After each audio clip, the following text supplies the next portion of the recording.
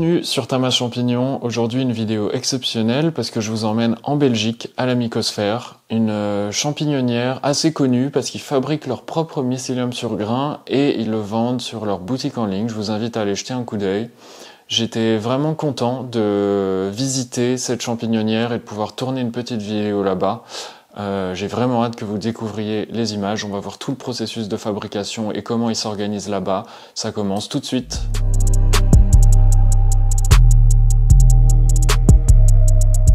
On peut commencer par... tu peux nous expliquer ce que c'est la mycosphère tout simplement? Donc la mycosphère, c'est à la base on a une production de champignons bio en Belgique.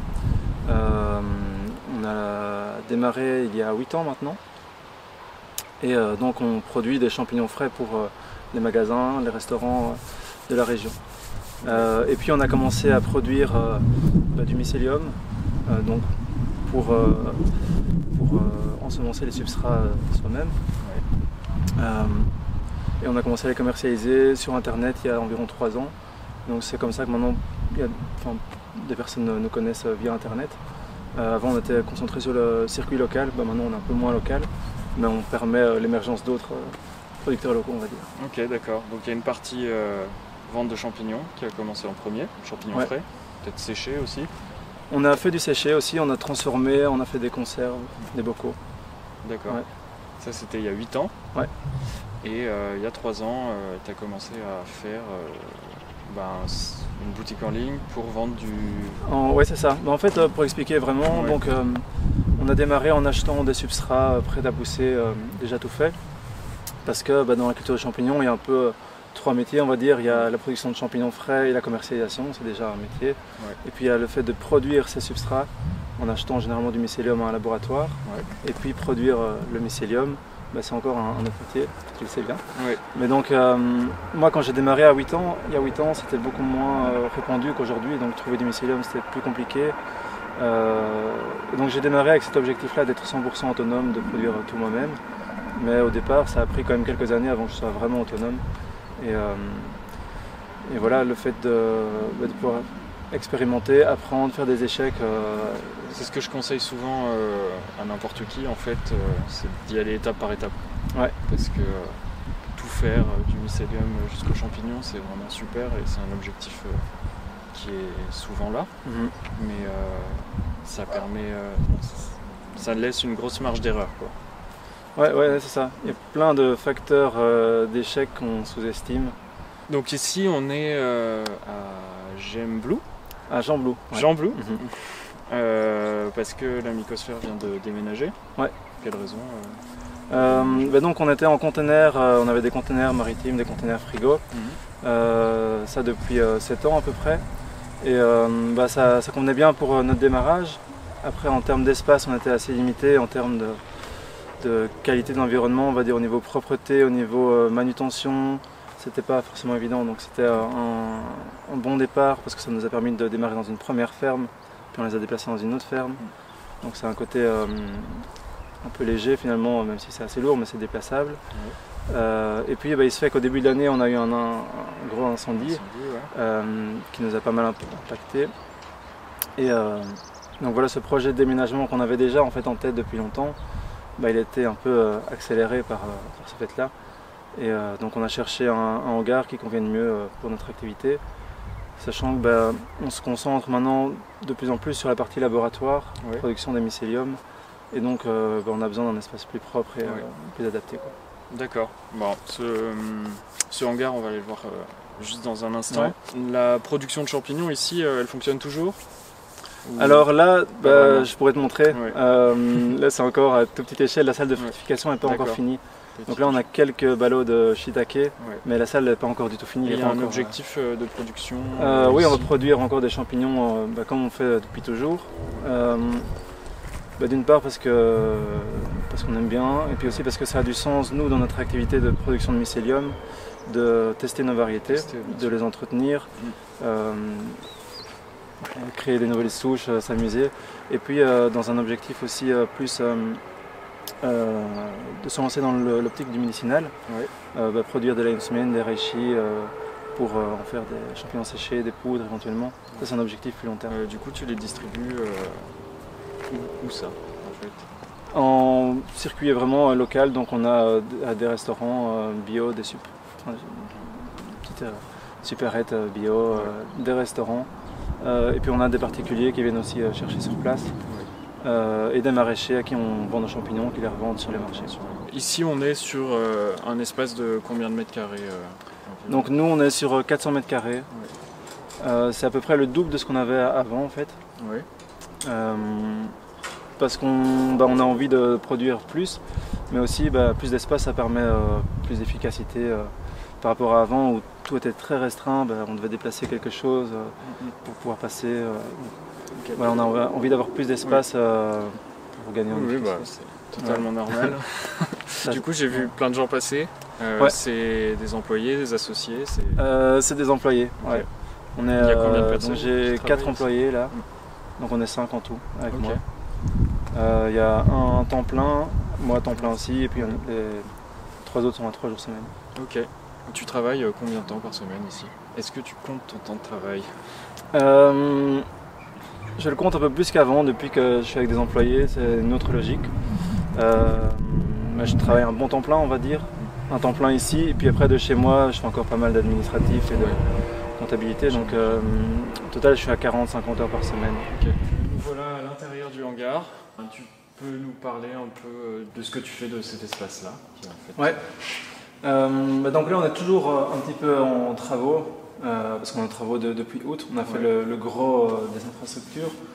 On a encore un peu de travaux, c'est des détails, c'est de la plomberie, de l'électricité, mais le gros est là. Et donc on a une partie que tu vois ici qui est du stockage de matières premières. Donc c'est principalement des pellets de bois, de bois de feuillus, et des pellets de céréales, du son de blé. Et puis on a des grains, vraiment qui vont nous servir à produire notre mycélium sur grains. Du seigle sûrement. Donc là on utilise du seigle et un mélange avec du froment, on a aussi parfois de l'avoine. Il y a des petites différences, mais on fait en fonction de ce qu'on a disponible localement. On travaille que en bio, et puis là on a un fournisseur qui est en biodynamie, et donc on s'adapte un peu aussi à la disponibilité. Donc on a une partie, ce qu'on appelle la chaufferie, c'est là où on pasteurise et stérilise nos substrats. Puis on a une partie laboratoire, donc là c'est une zone stérile où on est sûr de pouvoir en se lancer sans contaminer ce qu'on vient de stériliser. Et puis on a une partie incubation, donc là on contrôle la température, enfin je vais te montrer. On a une partie chambre froide, et puis on a une partie salle de fructification qui est encore en construction après le déménagement. Ok, super. Je pense qu'on va aller voir comment tu fais ton substrat. Alors donc ça c'est une machine qu'on a créée nous-mêmes. Ça sert à fabriquer nos substrats. Donc on a en fait 2 silos. On va avoir un premier silo ici avec une partie de pellets de hêtre, et puis une partie avec nos pellets de céréales. Et donc c'est un mélange qu'on fait produire sur mesure, avec de la chaux, avec un mélange de céréales, des sucres, pour avoir ce que nous on trouve optimal pour la production de nos champignons. Et donc ici, je place mon sac en dessous, donc c'est un sac qui est prévu pour accueillir les champignons avec un filtre qui laisse respirer. Et en actionnant, je vais avoir les pellets d'hêtre qui tombent, et puis les pellets de céréales. Et après ça, on a un petit ajout avec une machine qui va venir apporter l'eau. Et donc ça nous apporte juste la bonne quantité d'eau. Là le débit est un peu lent parce qu'on n'a pas beaucoup de pression. Ça nous permet de gagner pas mal de main d'œuvre par rapport aux différents systèmes qu'on a eu avant. Donc ici on a l'eau qui va être absorbée par les pellets, donc ça va gonfler. Et puis après ce sac là on va le pasteuriser. Et donc pourquoi est-ce qu'on travaille avec des pellets? Différents avantages, mais c'est notamment la standardisation, c'est qu'on est sûr d'avoir toute l'année la même qualité de substrat. Et du coup de champignons. Et c'est ça. et puis aussi en fait ça nous permet d'utiliser ce genre de machine qu'avec la sciure ça impose soit un mixeur grande échelle, soit beaucoup de main d'œuvre. Donc voilà, c'est un autre process. On est parti dans cette direction-là. Il y a d'autres manières de faire. Ok. Avec ton substrat, tu as combien de rendement à peu près? Donc ça dépend de la variété de quel champignon tu fais pousser. Sur les pleurotes, donc ici on a nos sacs qui font 5 kg de sang. Pour les pleurotes, notre variété KB1, là on récolte jusqu'à 2 kg sur 3 récoltes. Après le shiitake, ça va être un petit peu moins. Les rinji, on est sur 17%. Le pleurote, donc on est quasi sur 30%.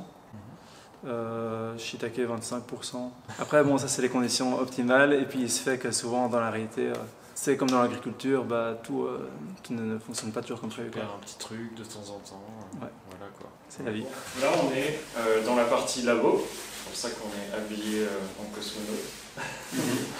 Et là c'est la pièce pour...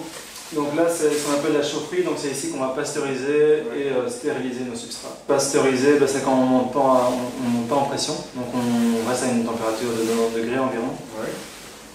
Et puis stériliser, c'est avec les autoclaves, et là on va monter à une température de 121 degrés, donc avec de la pression. Et donc là on a 2 autoclaves dans le fond. Ouais. On a 2 autoclaves. Qui servent pour le grain, j'imagine. C'est ça, c'est bien pour le grain. Et puis ici. Puis là c'est 3 pasteurisateurs qui servent pour nos substrats en fait. Donc on a isolé complètement avec de la laine de roche pour garder un maximum de chaleur. Ce qui nous permet en fait de juste consommer l'énergie qu'on a besoin de monter pour arriver à 95 degrés. Et puis après, la température reste assez stable. Ok, donc c'est des fûts inox. Donc là, on a des fûts inox avec nos substrats à l'intérieur. Et donc c'est une pasteurisation à la vapeur. Donc on a une résistance en dessous qui va chauffer l'eau, qui va produire de la vapeur et qui va faire monter en température les substrats. Ok, oui, le super pasteurisateur. C'est ce qu'on appelle une super pasteurisation. Ouais. Ici c'est une pièce où on va essayer de garantir une stérilité, donc avec le minimum de particules dans l'air pour éviter les contaminations par les bactéries, les moisissures, le virus. Donc on a ce qu'on appelle un flux laminaire équipé de filtres EPA.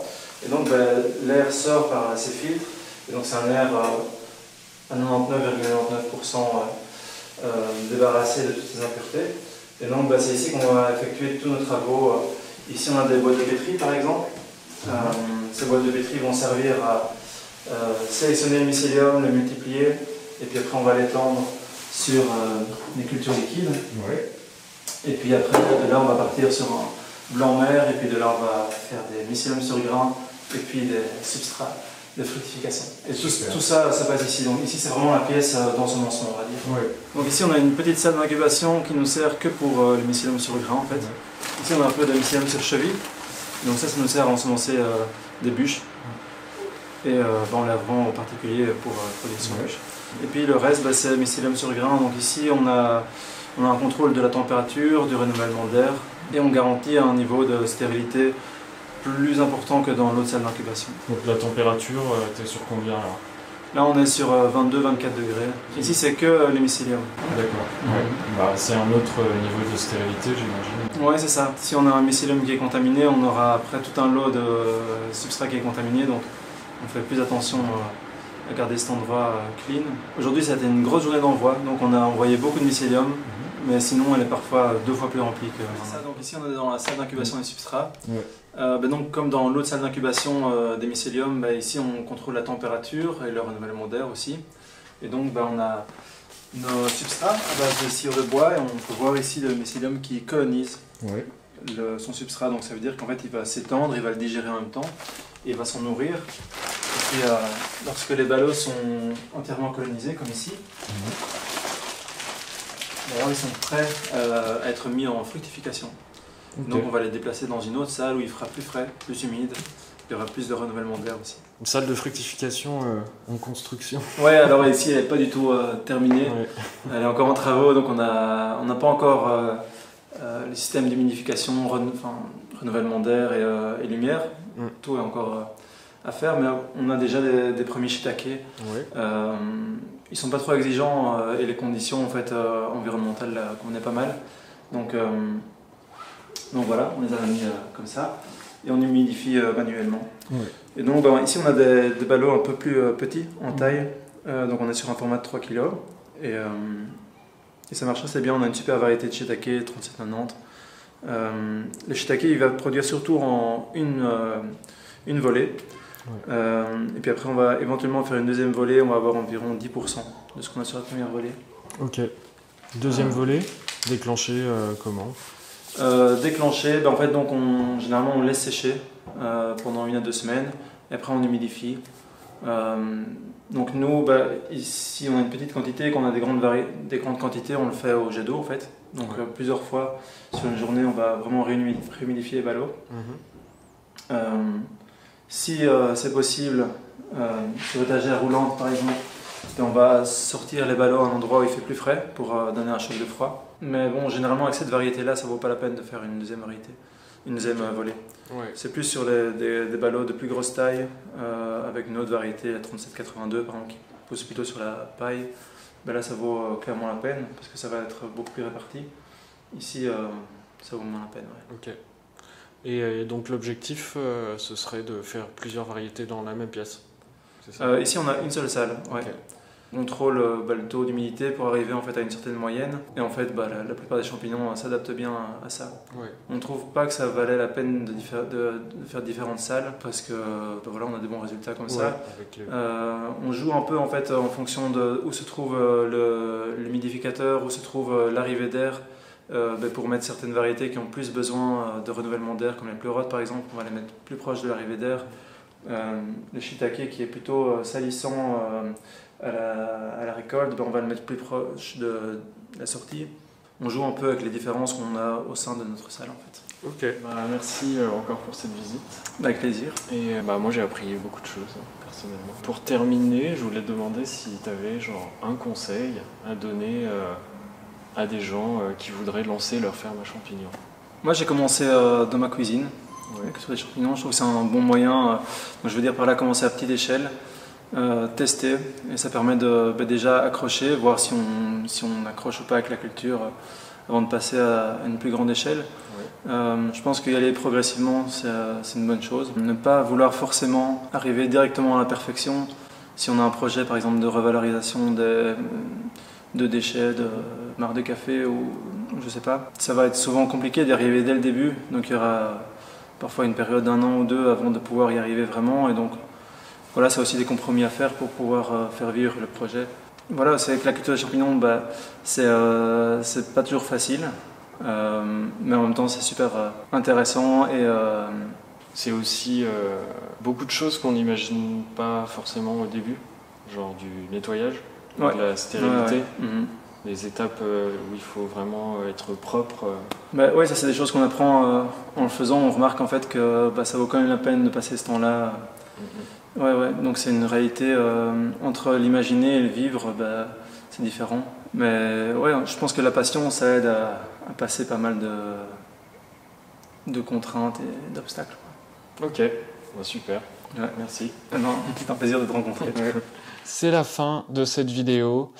Merci encore beaucoup à Quentin de la Mycosphère de m'avoir accueilli chez lui. Je rappelle que vous pouvez trouver ses produits sur son site. C'est vraiment de la qualité, c'est bio en plus. Je vous invite à aller faire un tour, je vous mets un lien dans la description. Si vous avez aimé ce type de vidéo, je vous invite à vous abonner à la chaîne, à liker cette vidéo et je vous dis à très bientôt sur Tamas Champignon.